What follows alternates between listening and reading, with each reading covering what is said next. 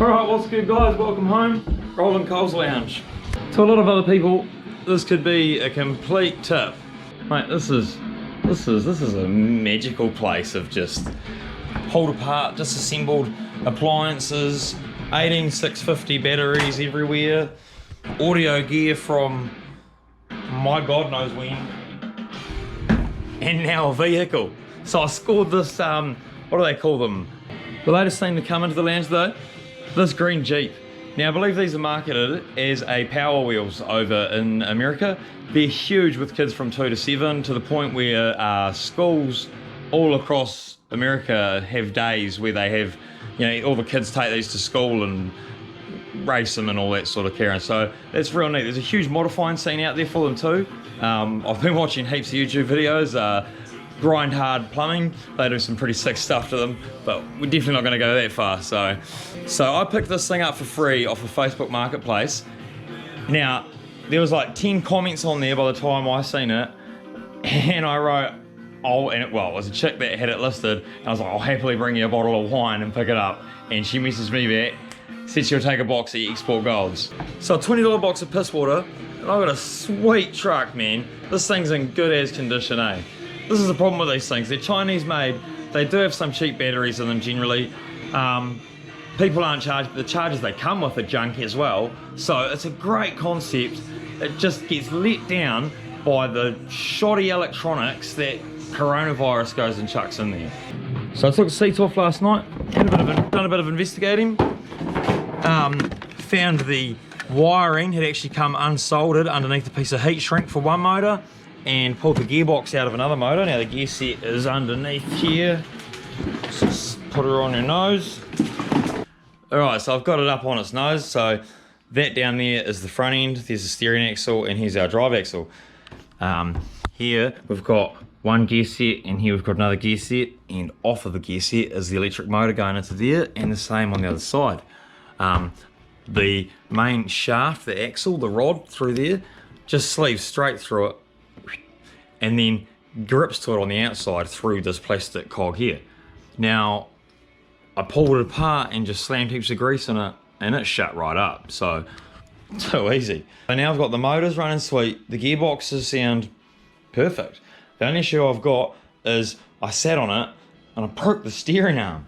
And there's the steering arm, so that goes to the steering wheel inside the cab. I broke it. It comes down here, links on, and then links onto this bar, and that's how it turns it. Snapped right off there. Now it was a pretty weak point because, oh, come out you bugger. Now it has broken right on a weak point. As you can see, there's a hole through it.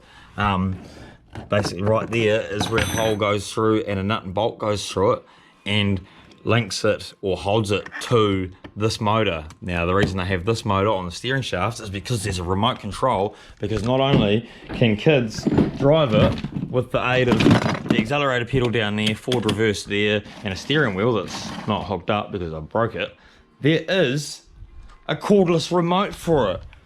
So basically what I've just brought myself for a cheap box of beer is the biggest remote control car ever. Sweet, and I can ride it.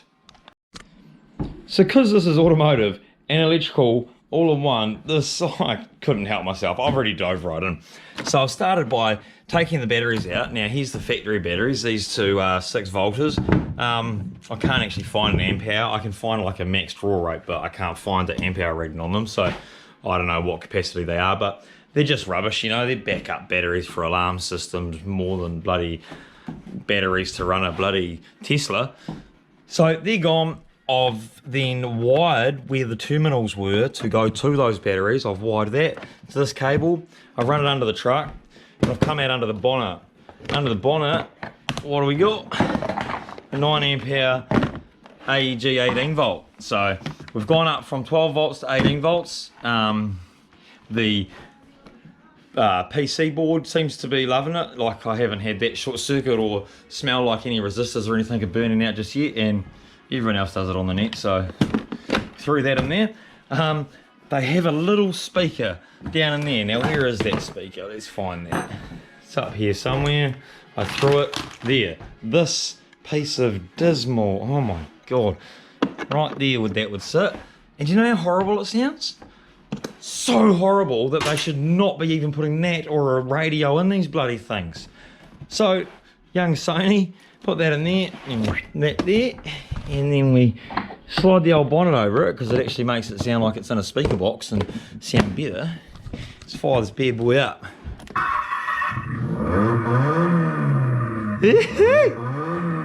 My God, listen to the state of it. It sounds, yeah, it's promising a lot with that noise. Jesus.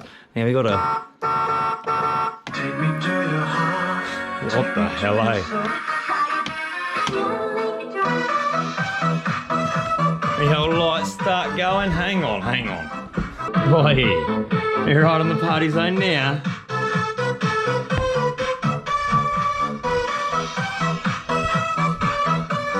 How horrible is that?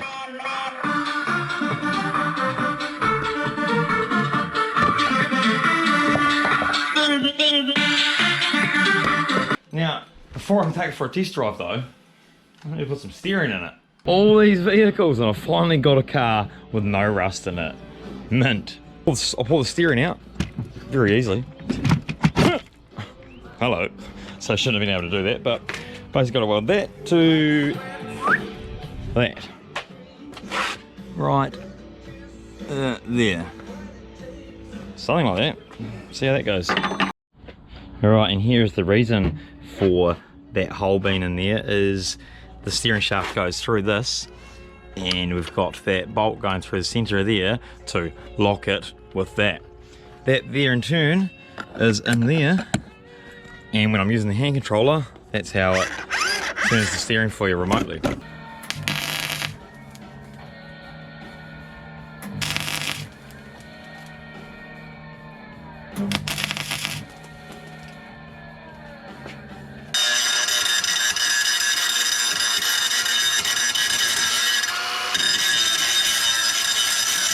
While it's up on its side, I'll quickly fire it up and show you just how the remote works there. It's quite, it's very simple. Very simple, but it's geniusly simple. Still pairing. Come on, mate. We did turn on, didn't we?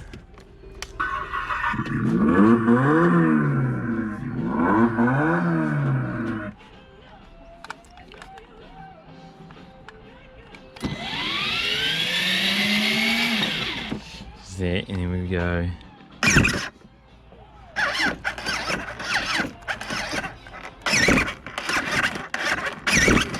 She's like, what the hell?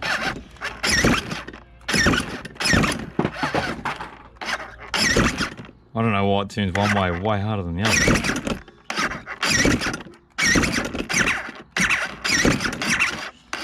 Actually flexes the whole bloody body.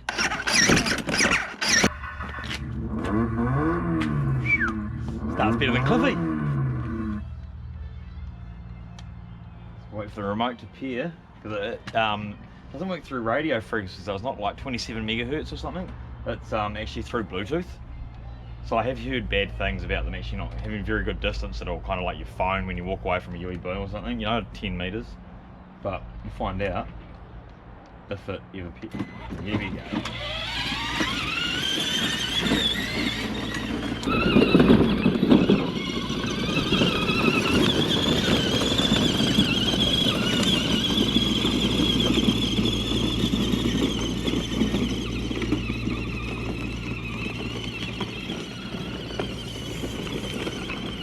Well, the GoPro just went dead. I've got it on a portable battery pack at the moment, charging. Now, I just noticed that it was actually, there's a speed selection 1, 2 and 3 on the remote, so I think that was actually at speed 1, the slower speed. But I've got an issue now. Everything's working, except for my turn. I can't go left. I can only go right. I don't know why. Whether that 18 volts mucked something up with that circuitry, and it's just killed that one part of the circuit that feeds a positive or flips the bloody polarity around to make the motor go in reverse and turn the other way, because I've got nothing. Damn it. So, I guess I need to find a kit.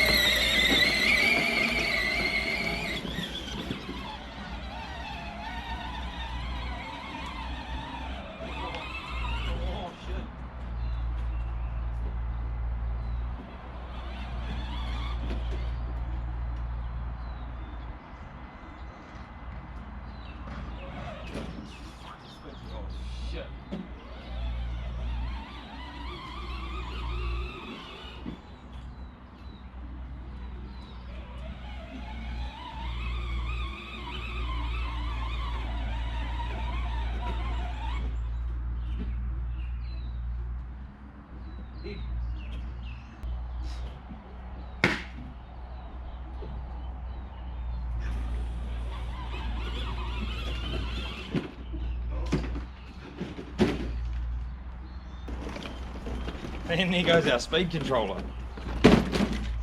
My god, that stinks. Smell of burning circuitry. So the little Bluetooth unit, the little speed controller. I actually just heard like quite a decent pop. I don't know if the microphone would have caught it, but yeah, a pop followed by instant stuck in reverse, flying backwards. I had to hit the power button, kill it, and then because it stopped so abruptly, it bloody toppled over the arse end. So if I push power now, I'd say it's just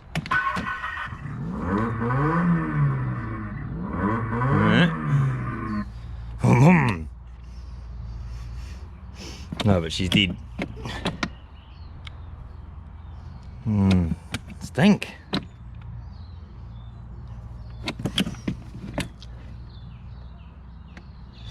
Alright, well, we're going to have to get rid of this out of the circuit, which is all easy. Really, this whole thing doesn't need any circuitry in it at all. It really just needs, you know, three-way switches and maybe some sort of safety cutout sort of in the way of a fuse on the battery or something. All those are quite, not warm, but warming up. That speed controller was quite shit though. Anyway, I was noticing like you'd get up a bit of speed and then you take foot off the gas pedal and that would reset itself, and then you go to get back on the gas pedal and it would start at speed 1 again. So it like almost slowed you down while you were still coasting. It was, yeah, so if we get rid of that, it'll be 100% straight to the motors, which is a bit of a shit show as well. So I might have to get some sort of variable, sort of like a potentiometer like that, variable resistor, and I can use that as like my speed controller as I'm driving it. Actually, you'd just put that on the pedal, wouldn't you? Yeah, just like the trigger of a drill or the trigger of a, remember the old slot car remotes?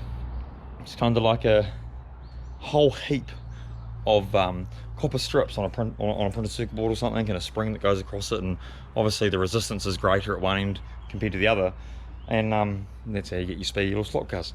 So something like that on the gas pedal would be what you need, because that'll just be an on-off switch. Well, it is an on-off switch, you know. Whereas if we actually had something that we could feather, fuck, it didn't take long. Fucking COVID. Alright, we got it back inside. Now that board blowing is gonna obviously be a result of either overvolting it, because I had the 18 volt AEG batteries in there and it's a 12 volt vehicle, or overcurrenting, or sorry, too much current being drawn through the circuit and no protection device, i.e. a fuse or a breaker, cutting that off. Now, when I put the battery up there and I extended the wiring and cut out some of the charging cables from under the seat, I took this out. And I did sort of have my suspicions that this was going to be a fuse or some sort of breaker of some sort. And I still haven't opened it, so I still haven't proved the fact, but just knowing that it was able to draw enough current to blow the circuit board, I'm thinking there's definitely going to be a breaker or a fuse or something. Well, I'll open that up shortly though and have a look. So yeah, I'm pretty sure on the board itself, or not on the board, but on the, what do we got? All I can read is pass. 12 volt RX18. Okay, it doesn't have a current on there. And if I turn it on, I'm pretty sure it just goes straight to... I'm not even pushing the gas pedal and it's just trying to drive off. Oh, there we go, not now.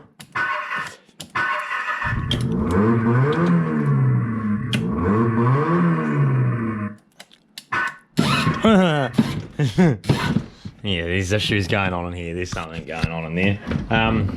So we'll pull that out now and find some fried componentry.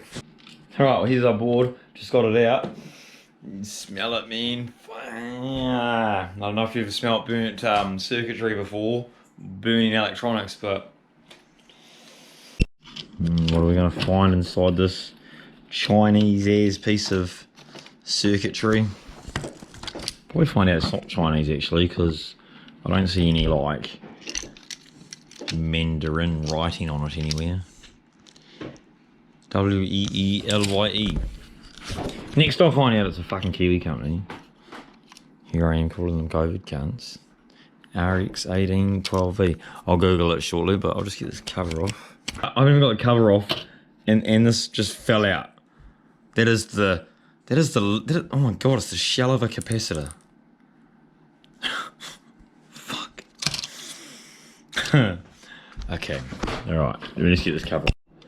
And behold. Oh, you bugger. Oh. Oh, yeah. Oh, yeah. Who knew capacitors were full of cardboard? Oh, fuck, is that another one over there? What the fuck is that? Or is that the same... Is that parts of that one? So with closer inspection on this side, yeah, there's like two or three bloody silicon chips on this side that are completely burnt out and sort of got holes in them, which would make sense. If it was just a capacitor gone, I wouldn't think it would be trying to put power through these solenoids and power up the motors by itself, whereas with a silicon chip, you know, they do all the switching, you know, zeros and ones and all that sort of cool stuff. So that's, you know, randomly turning shit on and off. Alright, well there is going to be not a lot I can do with that. So, see you later. I'll probably have to go through it all, draw a sort of diagram down, and work out how I'm going to get the forward reverse switch to... Almost probably need to change the forward reverse switch to like a rocker switch, like a electric window switch. Basically, I need to take out all electric, well, that is all the electrics in it, like circuit-wise. Everything's going to be, would you call it analog, mechanically switched, which will be far more reliable. The only problem I can see is that you don't have motor current running through the likes of the foot switch or the toggle switch for forward and reverse, so you wouldn't have the draw of the motors getting pulled through those. So I'd need to run solenoids, as well as I'd have to have a control circuit and now this. I need to draw pictures.